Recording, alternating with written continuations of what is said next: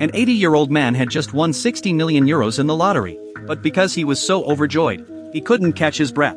He used his last bit of strength to press the emergency alarm, but when the caregiver arrived on the scene, she discovered the lottery ticket in the old man's hand.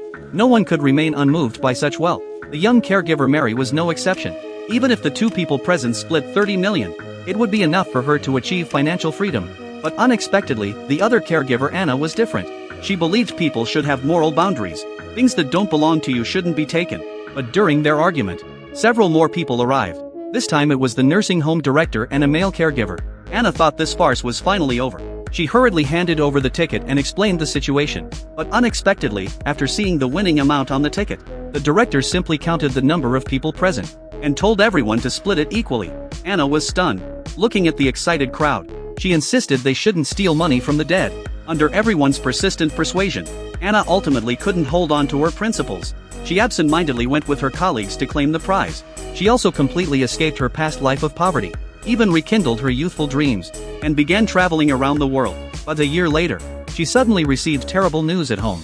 The director who had split the money with them back then was dead, and the manner of death was extremely bizarre. Alice felt that the prize money had been cursed. Misfortune would befall them one after another. Anna tried to convince her not to overthink it, but unexpectedly Alice suddenly pulled off her own hair. It turned out she was already in the late stages of cancer. Everyone was immediately shocked, but when faced with the suggestion to donate the money, Anna was the first to jump out and oppose it. But within 3 days, everyone received news that another caregiver had died of cancer. Even more strange was that, outside the hospital where she received treatment, there was a street called Henry Avenue. Once could still be a coincidence, but the second time, it was definitely a curse.